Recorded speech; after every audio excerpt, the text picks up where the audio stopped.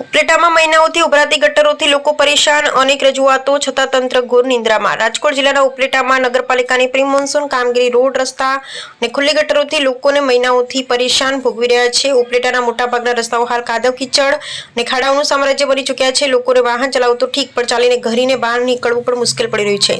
અનેક વિસ્તારમાં કીચડવાળા રસ્તાઓ, વાહનો સ્લીપ થવા સહિત રાહદારીઓ પણ પડી જવાના અને શારીરિક નુકસાન થવાના અનેક બનાવો બની ચૂક્યા છે। તેમ છતાં નિર્ભય તંત્રના નજરમાં કંઈ આવતું નથી। હાલ દોઢેક મહિનાઓથી જીકરિયા ચોક પાસેના રસ્તા ઉપર ગટરો ભરાઈ જવાથી ગટરોનું તમામ ખરાબ અને બદબૂદાર પાણી રસ્તા ઉપર જાણે નદી વહી હોય તેમ ભરાઈ ચૂક્યું છે। જ્યાં અનેક દુકાનદારો અને રહેણાંક વિસ્તારમાં હજારો લોકો અવરજવર કરતા હોય છે, તેમજ સ્કૂલે જતા નાના બાળકો પણ આ જ રસ્તા પરથી પાણીમાં ચાલી અને જતા હોવાથી કોઈ મોટી દુર્ઘટના બને તો જવાબદાર કોણ થશે તેવા સ્થાનિકો દ્વારા રોષ વ્યક્ત કરવામાં આવ્યો હતો અને જણાવ્યું હતું કે હવે ટૂંક સમયમાં આ મોટી સમસ્યાનો ઉકેલ નહીં આવે તો અને તંત્ર થોડા દિવસોમાં આનો ઉકેલ હલ નહીં કરે તો આવનારા સમયમાં ગાંધી ચિંધ્યા માર્ગે આંદોલન કરવાની ફરજ પડશે તેવી પણ ચીમકી ઉચ્ચારી હતી।